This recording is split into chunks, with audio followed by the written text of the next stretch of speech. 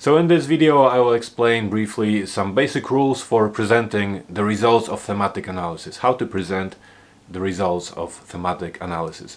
I will discuss several aspects of that presentation, so I will start with the overall structure of a chapter, the results chapter, if you have conducted thematic analysis in your study. Then I will move on to the structure of individual sections, so sections in which you will be discussing individual themes in your study. And then I will also talk about some general rules regarding the overall layout. So how do we even present themes? Do we use tables? Do we use models? What else do we use? And then I'll show you examples from a published study, a big study funded by the British Council. I was one of the authors, and I was responsible specifically for the qualitative results.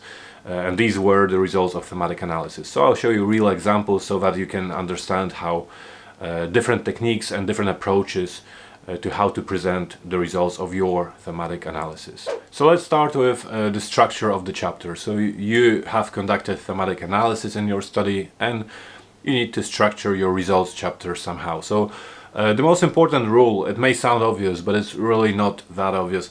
The most important rule is simply that you should present your thematic framework to the reader. In a few minutes I'll tell you how to do it in terms of layout. So do you use tables or models or other visual tools? So you want to present your thematic framework to the reader, and then you want to move from one main theme to the other. So that's how ideally your results chapter should be structured. So these main themes are usually individual sections, which I'll explain in a second as well. And within each main theme, usually you have some sub-themes. But the overall structure again is you simply want to present the main themes and take turns describing and discussing each of the main themes in your study. When it comes to the order in which you want to present these themes, this will be up to you. So what I usually do, when I sit down before writing the chapter or the results section or whatever I'm working on, in terms of presenting my thematic analysis results, I sit down and in my head I try to think of a coherent narrative, so like a story of my data. Sometimes I literally imagine myself explaining this data to somebody, or you may actually try to explain your data to somebody, to your family member. The reason it helps is that the only rule, there is no real rule that says you cannot do this or you have to do this. The only rule is that it should be coherent, it should be understandable, there should be a nice flow to your chapter. For this reason, like I said, I sit down and I think about how I want to present it. So you don't have to present your themes, for example, depending on how strong they were or how many times they were discussed by your participants, by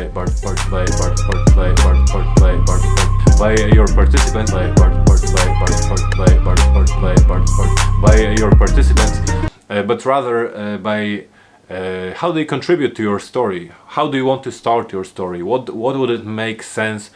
What would make sense to start your story with? So think about it this way: if you're presenting at the conference or talking to your friend or mother or wife or husband about your data and what you found, where would you start? Would you start with talking about general patterns and comparing your participants? Would you start with something else? So that's it should be almost common sense. What would make sense, in your opinion? So sometimes, so I rehearse that in my head, as I said, and sometimes I want, for example, initially to start with a given theme, but then I think, okay, actually, if I want to discuss this theme, I would have to make too many references to this other theme, but the reader is not familiar with the other theme yet. So, okay, so maybe actually I will start with the other theme, because then it will make more sense once I move to this theme, because then I will be referring back to what the reader already knows about the other theme. So like I said, common sense is more important here than anything else, and it is your decision regarding the order. So how do you want to present these themes? So like I said, generally your chapter will consist of individual sections, and individual sections will discuss your main themes. So the second point in this video are individual sections. So within each individual section you want to present a given theme, so one of your main themes. Ideally you want to start with a brief summary or brief explanation of what this theme was, so explain it to the reader, and then move on to evidence, so give evidence of the presence of these themes in your data. By evidence, of course, I mean some extracts. Extracts, quotes, this is really what makes qualitative research, in my opinion, so interesting to work on, but also so interesting to read to the reader. So it should be, again, like I said, it should be a story. So you're presenting, so you're introducing the topic, you're introducing this theme, and then you're moving through from one participant to the other, and contributing and adding a little bit more to that theme by extracts. Then you discuss the extracts, so you don't really just want to throw these extracts, many extracts there and leave them with no comment, but rather you want to provide extracts as evidence of what you just said. And then ideally after the extract, again, you want to at least refer to it or interpret it a little bit more. Here one very important thing that I want to mention, this is one of the key points in this video, and one of the key errors, I think, key mistakes that people tend to make. As I said, you want to go theme by theme, generally in your chapter, and then in your section you want to focus on one theme, and you want to go through different participants. You don't have to go through each participant, so that's important as well. You don't have to cite every single participant. Again, you are in charge of that decision, how many extracts you want to provide and how many participants.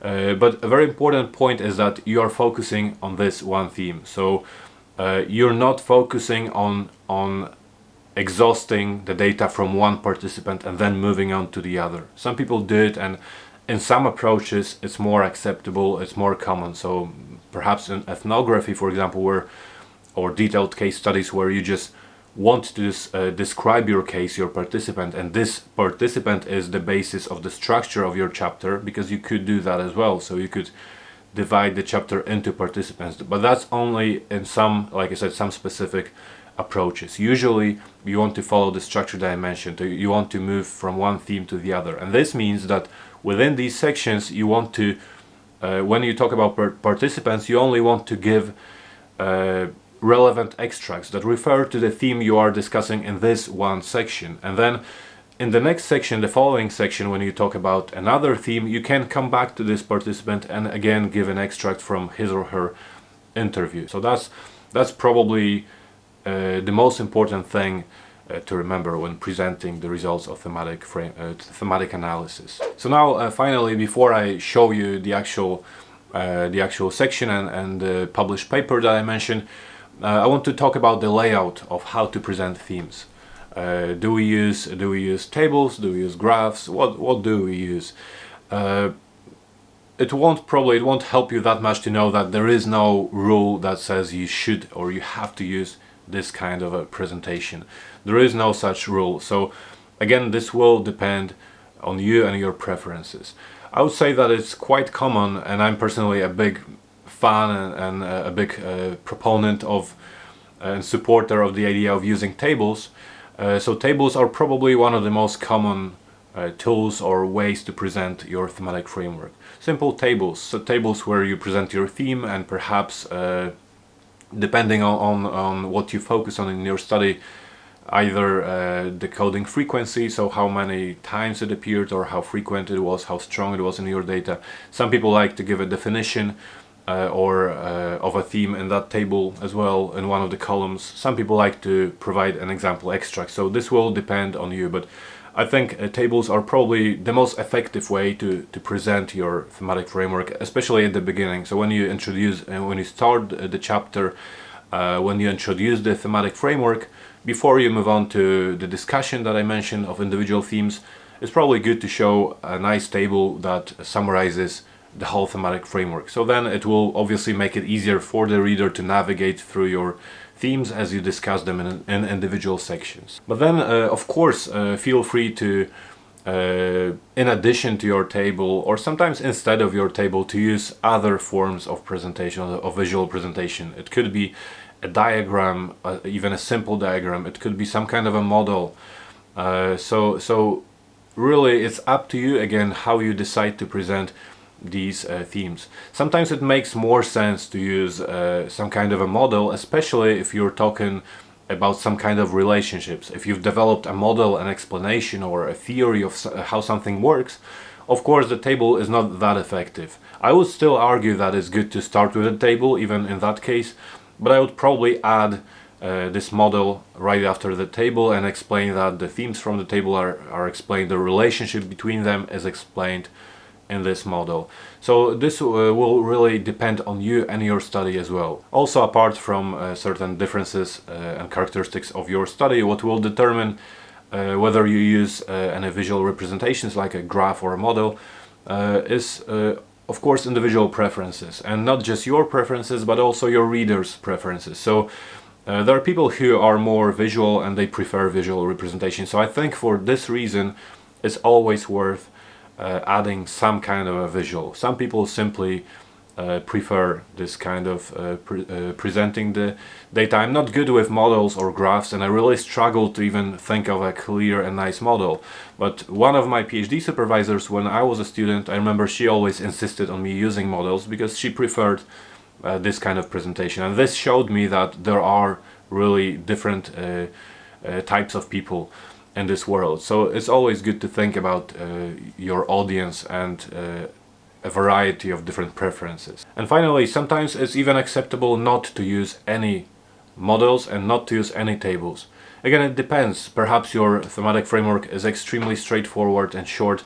Perhaps some parts of your data do not need a model or visual representation because you may be just summarizing, you know, some main key points about let's say demographics or some kind of characteristics of your participants, and you may feel like it doesn't make sense to put them on, you know, any kind of a model. So models, again, they are good, for example, for relationships, sometimes for some attitudes and beliefs, but they are not so good for demographic characteristics. It doesn't make much sense.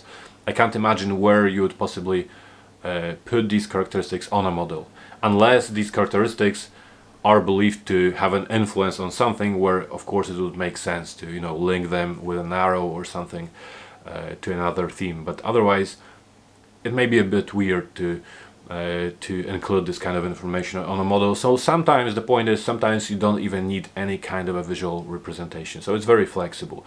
But to summarize, I believe that perhaps using a table, I would strongly suggest that you use a table and some kind of a simple graph or model if it makes sense, considering your themes and the themes that emerged from your study. So now let's quickly have a look at the study that I mentioned. So again, this was a large study. It was about a certain educational approach, which is called English medium instruction. It was funded by the British Council, and I was one of the authors. I was responsible for qualitative data analysis and for writing the qualitative results sections. So let's have a look. Okay, so this is a study that I told you about. As I said, it was a study of a certain instructional approach, which is EMI, English medium instruction.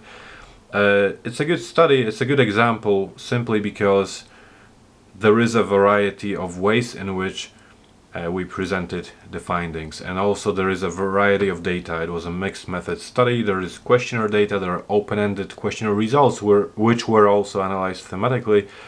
There are focus groups, there are interviews. So let's go to my interview results section. The first thing that you can see here actually are the questionnaire responses. So these here are the questionnaire open-ended responses. These were not the quantitative, this is not quantitative data, it was presented before this. This is kind of a qualitative data because these are open-ended responses. As I said, I analyzed them thematically as well. So you can see that here, for example, this is what we chose as a way, as an approach to presenting these results.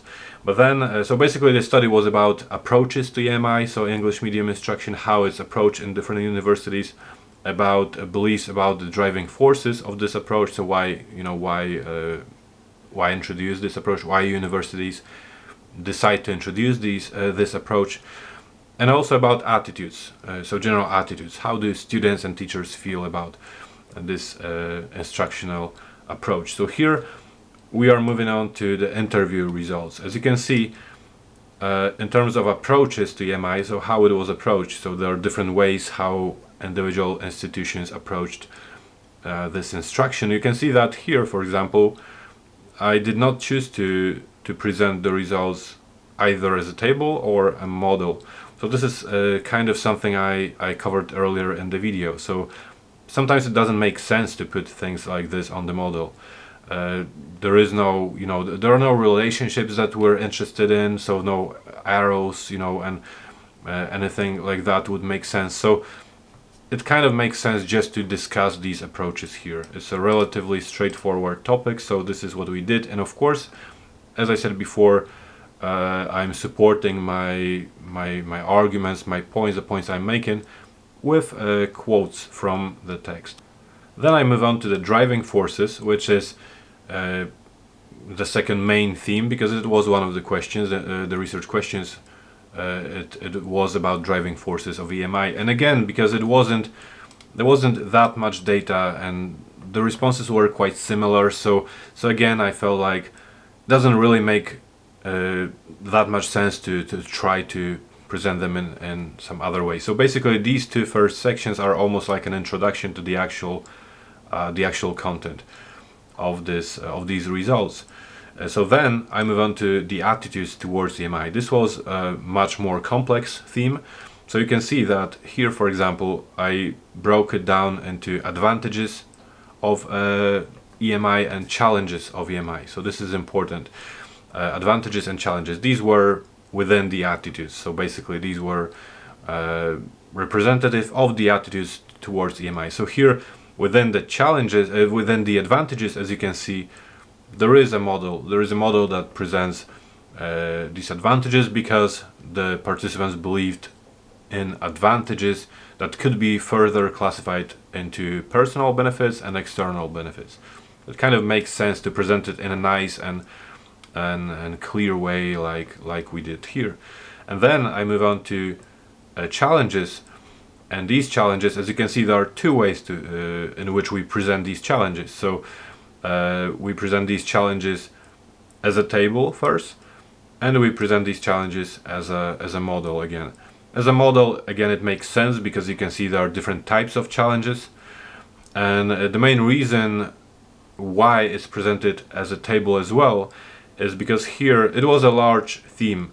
What I did here before, as you can see, I showed the percentage of interview data that was related to advantages and related to challenges, to demonstrate that the participants talked more about challenges than they did about advantages. And this is evident here as well. It's more complex, and here we felt it's important to show differences between the different groups. So what did students say, what did these teachers say, and what did these teachers say. So they are different kinds of teachers. Content staff are just people who, the teachers who present the normal content in a university, and EAP staff are the ones that were concerned with the English language support. So anyway, because here it was so important to see these differences, of course it makes sense to have a table. So as I said in the video, it really depends on your study, what you want to show and why you believe it's useful to use a given way of presenting the data. So before that I didn't use anything at first, then I used a model, and then I use a model and a table. And then after this, as you can see, I move on to specific challenges that I mentioned before. So language related and then institutional. So the challenges from this model and from this table. And then so here we have sections about these challenges. Again, I don't have any more. I don't present them anymore in any kind of in any form of a model.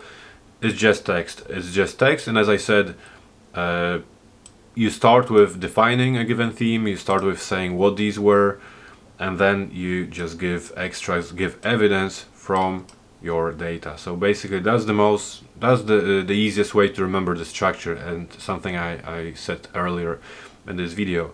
You present a theme, and then you give evidence, and this is what's happening for the remaining themes from this interview.